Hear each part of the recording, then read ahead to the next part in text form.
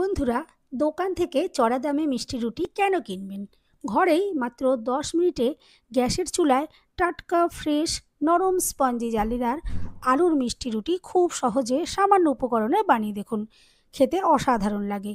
প্রয়োজন হবে না মাইক্রোওভেন ওটিজি, অপেক্ষা করতে হবে না ঘন্টার পর ঘন্টা সময়।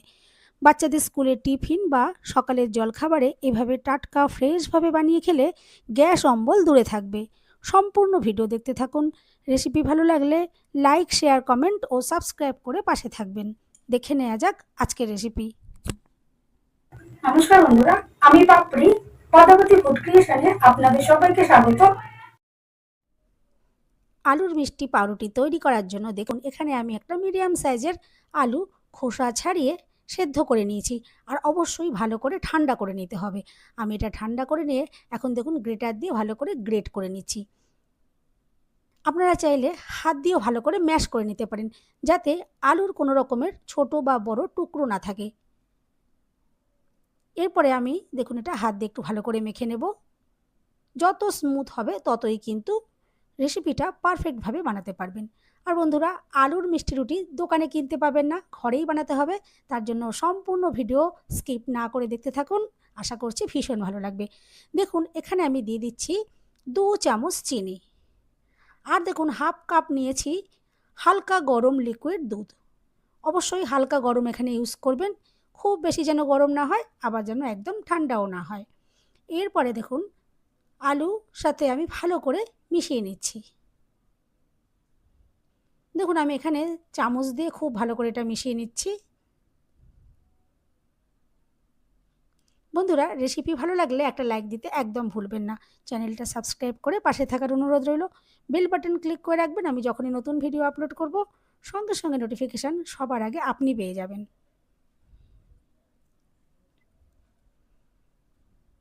খুব ভালো করে দেখুন আমি এটা মিশিয়ে নিলাম। এরপরে লাগবে ড্রাই ইস্ট। এখানে 1 চামচ দেখুন আমি দিয়ে দিচ্ছি ড্রাই ইস্ট। এটা আপনারা যে কোনো মুদি দোকানে খুব সহজে পেয়ে যাবেন। ড্রাই ইস্ট দিলে তবেই দোকানের মতো একদম স্পঞ্জি, ফ্লাপি আর সুন্দর যে একটা ফ্লেভার হয় পাউরুটির, সেটা অবশ্যই কিন্তু এখান থেকে আসবে। খুব ভালো করে দেখুন আমি মিশিয়ে নিলাম।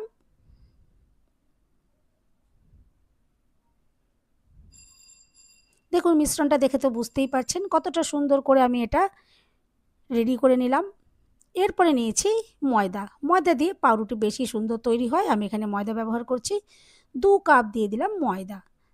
আর 2 কাপ ময়দার জন্য 1 চামচ ইস্ট ব্যবহার করবেন। মাপটা আপনারা ঠিক রেখে তৈরি করবেন, দেখবেন পারফেক্টভাবে বানাতে পারবেন। দিয়ে দিয়েছি স্বাদ মতো নুন। আর এখানে ছোট এক এলাচের দেখুন দানাগুলো আমি এখানে ছাড়িয়ে দিয়ে দিলাম। আশা করছি আপনারা দেখে নিশ্চয়ই বুঝতে পেরেছেন। এরপর প্রথম অবস্থায় দেখুন চামচ দিয়ে আমি মিশিয়ে নিচ্ছি। এটা খুবই আঠালো থাকে, সেই জন্য হাতের মধ্যে আটকে যায়, সেই জন্য চামচ দিয়ে মিশিয়ে দিলে আমার মনে হয় বেশি সুবিধে হয়। এরপরে নিয়েছি দেখুন হালকা গরম জল। যতটা পরিমাণে হালকা গরম জলটা লাগবে ততটাই ব্যবহার করব। আর একবারে নয়, বারে বারে দেখুন আমি এখানে জলটা অল্প অল্প করে দিয়ে এখান থেকে একটা ডোয়ের মতো তৈরি করে নেব। চাইলে এখানে জলের পরিবর্তে আপনারা হালকা গরম লিকুইড দুধ ইউজ করতে পারেন। দেখুন ডোয়ের মতো এটা তৈরি হয়ে গেছে। এরপরে নিয়েছি 2 চামচ সাদা তেল। এখানে সাদা তেলের পরিবর্তে আপনারা মেল্ট করা বাটার দিয়েও তৈরি করতে পারেন। তাতে এই রুটিগুলো আরও বেশি টেস্টি তৈরি হবে। এখন দেখুন চামচটা সরিয়ে মেখে নেব। তেল দেওয়ার পর আর হাতে আটকে যাবে না। দেখুন এখন খুব ভালো করে মেখে নিতে হবে। আর এখানে নরম করে মাখতে হবে, এই ডোটা যেন শক্ত না হয়। শক্ত হলে রুটিগুলোও শক্ত হয়ে যাবে। আমি আশা করছি আপনারা দেখে বুঝতে পারছেন যে আমি কতটা নরম করে এই ডোটা রেডি করেছি। দেখুন এভাবে আস্তে আস্তে ডোটা ভালো করে ঠেসে ঠেসে আমি মেখে নিয়েছি। একটু সময় নিয়ে মাখবেন, তাহলে দেখবেন রুটিগুলো খুবই সুন্দর তৈরি হবে। আর এই ডোটা আমি কোনো রকম রেস্টে রাখছি না। আপনারা চাইলে মিনিট 10 একটু রেস্টে রাখতে পারেন, কিন্তু এটা রেস্টে রাখার কোনোই প্রয়োজন পড়বে না। এরপরে দেখুন আমি এখান থেকে টুকরো করে কেটে নিচ্ছি। 3টে পাউরুটি তৈরি করব। দেখুন 3টে এখানে টুকরো করেছি আর হাত দিয়ে এভাবে গোল বলের মতো করে তৈরি করে নিচ্ছি। প্রয়োজন পড়লে হাতে একটু আটা লাগাতে পারেন বা ময়দা লাগাতে পারেন গুঁড়ো, বা হাতে একটু তেলও লাগিয়ে নিতে পারেন। দেখুন, দেখে তো বুঝতেই পারছেন আমি গোল গোল করে এই লেচিগুলোকে রেডি করে নেব। আর এরপরে ছোট ছোট স্টিলের বাটিতে আমি তৈরি করছি। এরকম ধরনের বাটি তো মোটামুটি আমাদের প্রত্যেকের ঘরেই থাকে। আর বাটিগুলোর মধ্যে দেখুন আমি সাদা তেল ব্রাশ করে দিয়ে তারপরে দেখুন এই লেচিগুলো রাখলাম। এখন কোনো বড় কড়া বা গামলি দিয়ে ভালো করে আমি এটা চাপা দিয়ে রেস্টে রেখে দেবো 10 মিনিটের জন্য। আর যদি কোনো রোদের জায়গায় রাখেন তাহলে দেখবেন খুব কম সময়ের মধ্যেই রেডি হয়ে যাবে। 5 মিনিটের মধ্যেই এটা কিন্তু একদম বাটি ভর্তি হয়ে ফুলে উঠবে।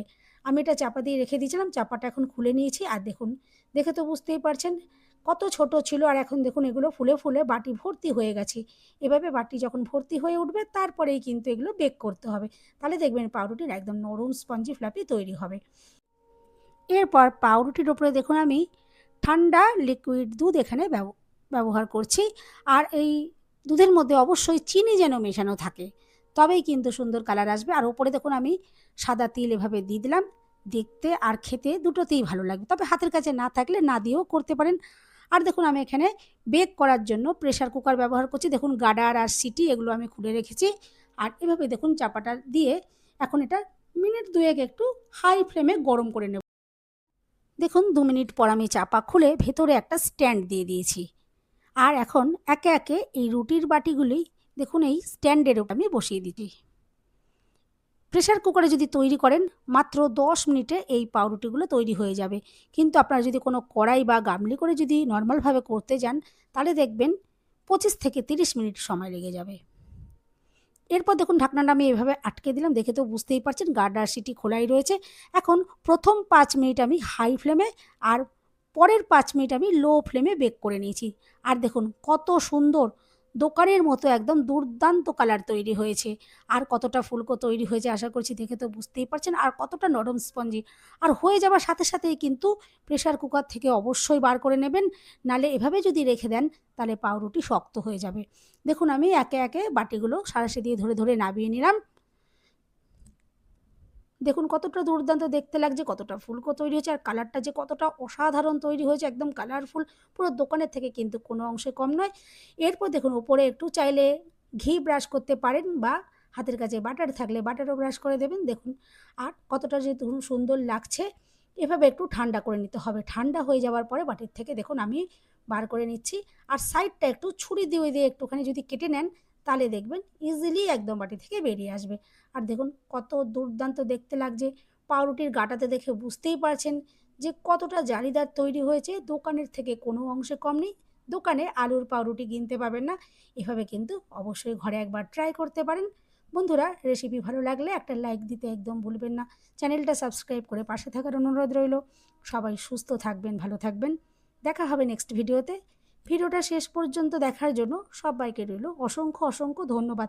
আর দেখে তো বুঝতেই পারছেন পাউরুটি কতটা নরম স্পঞ্জি আর জালিদার তৈরি হয়েছে, কতটা অসাধারণ দেখতে লাগছে, কতটা জালিদার লাগছে। আর দেখুন আমি দেখুন হাত দিয়ে একটু দেখাচ্ছি, দেখে তো বুঝতেই পারছেন যে কতটা সফট, কতটা যে স্পঞ্জি। দেখুন কাঁটাটা দেখে আশা করছি আপনারা দেখে নিশ্চয়ই বুঝতে পারছেন যে কতটা সুন্দর এটা বাউন্স হয়ে উপরে উঠে আসছে, বসে গেল না। আর ভেতরটা দেখে তো নিশ্চয়ই আশা করছি বুঝতে পারছেন যে কতটা সুন্দর জালিদার তৈরি হয়েছে, পুরো দোকানের মতো। দোকানের থেকে কোনো অংশ কম নয়।